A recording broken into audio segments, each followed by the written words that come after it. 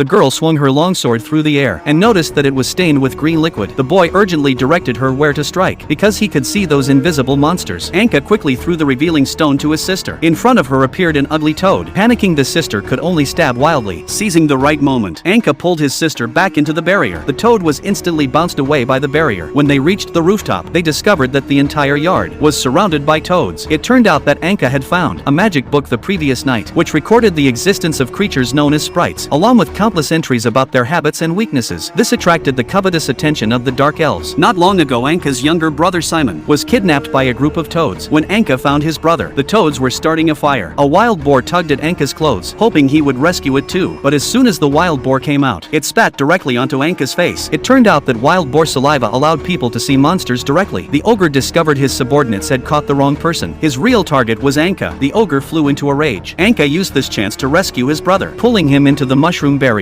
Anka knew there was something wrong with the book and planned to burn it in front of the toads. The toads outside the barrier immediately panicked. Anka threw the magic book into the fireplace, but it wouldn't burn at all. The two had no choice but to take the book back into the house. At that moment, Anka saw a portrait of their grandmother when she was young and thought that grandmother must know how to solve this. But grandmother was in a nursing home dozens of kilometers away. They knew of a secret tunnel that led directly to the town. After Anka and his sister entered the tunnel, the toads detected their movement. The two were quickly chased down by a giant mole monster. Suddenly, Anka was dragged away by the giant monster. He forcefully broke off a water pipe and stabbed it into the monster to escape. The two quickly arrived at the nursing home and found their grandmother in her room. They learned the secret of the sprites. Flower sprites danced gracefully in the air. From their grandmother, they learned that their great-grandfather might not actually be dead. If they wanted to resolve the current crisis, they had to seek help from their great-grandfather, who had been taken away by the wind sprites. The next second, the toads crashed through the window. Grandmother grabbed a handful of salt and flung it at the toads. Half of the magic book was torn away. Anka and his sister returned to the old house. The wild boar suddenly appeared and told them bad news. He had overheard that the ogre had obtained half of the magic book, which recorded how to break the mushroom barrier, and planned to attack the old house that night. The wild boar spat again, and now both sister and brother could see the sprites. They were about to face a fierce battle that night.